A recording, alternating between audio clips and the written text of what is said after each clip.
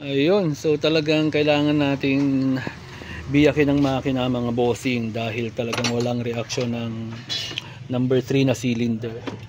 Bago na spark plug, okay ang high tension wire, may kuryente, nag-retiming na rin kami at nag valve clearance na rin. At inayos ko na rin yung dito sa carburetor niya dahil binaklas daw to eh. Tapos nag-overheat daw kasi to, nag-overheat. Natenga kasi to, iniwan, napapaandar naman nung may bahay nung may-ari. Tapos naglobat. So after nung naglobat, doon na napabayaan na hindi na napaandar hanggang dumating siya. So kararating lang nung may-ari, Siman po yung may-ari nito. Nung after natin gawin to, ang layo naman din ng narating nito. Pero yun nga, pina-ready ko na si boss ng ibang cylinder head kasi yung madali ang na-order dati, na-order niya ay ginawa na lang natin ng paraan. Hindi na rin tinanggap sa machine shop yun dati, pero yun nga, sugal na yung ginawa dati, pero tumagal pa rin Tapos walang singaw, binibirit niya kung saan-saan sila nakakarating dito sa Mindanao, nakaikot ng Iligan, tapos nakakapunta sa Talakag. Ang tataas pa naman yan sa Bukidnon, yung mga bundok dyan matataas, and kayang-kaya daw. At tuwang-tuwa nga siya, so ine-expect na syempre pagdating niya maayos din. And ayun nga, umorder na siya ng kasi advance lagi mag-isip yun si Boss Eugene. Shoutout Boss Eugene. Ayun, sinalpak, in-order niya to from La Union pa.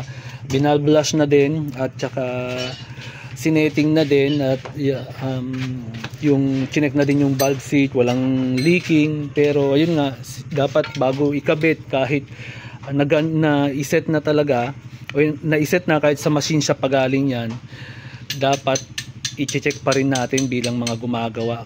Sinishare ko po to dahil nanggaling na ako dyan. 2 beses na nangyari sa akin yan, nagaling machine shop, pinasetting ko, pag check ko, singaw pa rin yung so doble trabaho. Kaya ngayon kami na lang gumagawa, kami na lang namin, tinatsaga namin para sigurado yung nawalang singaw ang valve seat, kasi masakit, doble gastos, diba? Para sa atin, pag binakjab yan, doble trabaho. Ang isa pa, pagka kalimitan pa naman, hindi na umano ng back job, diba? Gagawin na, didiskarte yung na iba na naman yung problema, hanapan ng ibang problema. So para nga naman hindi masayang yung trabaho niya ulit. Ayan, yan masaklap, no? So dapat i-check po natin talaga bago natin isalpak. Kaya yan, no choice, kailangan namin ibaba ulit to para ilalaping ulit yung kanyang kahit number 3 lang na cylinder, dahil okay naman po yung etong tatlo, yung 1, 2 tsaka 4.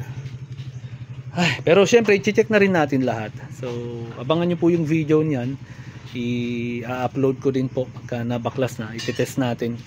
Air compressor na yung ginagamit ko ngayon kasi mas effective yon. Na-try ko na rin po yung gasolina, yun po yung ginagamit ko dati, pero ngayon air compressor na yung ginagamit ko sa kanya. Tapos sa iba ang ginagamit nila diesel, medyo malapot po ang diesel, mas maganda pa rin ang gasolina doon para makita talaga natin kung may mga singaw pa siya. At mas maganda na may air compressor para makita natin talaga kung may mga maliliit na bubbles. At meron kasi yung normal na lang, dahil nga sa pressure, yung normal na bubbles niya lang doon sa valve seat niya. Pero meron naman yung talaga, yung masasabi natin na magkukos ng singaw sa barbula. Ayun sayang ang pera, diba? Kawawa ang may-ari pag ganyan, mga bossing. Yung oras nila, imbes na diretso bakasyon na lang. Ayan, nasa Luzon po kasi ako nung dumating si Boss Eugene, kaya hindi niya dito na ipadala o hindi niya sa atin napakuha. Ayan, kararating ko lang po dito, kababalik ko lang sa Davao dito last week. Ayan po.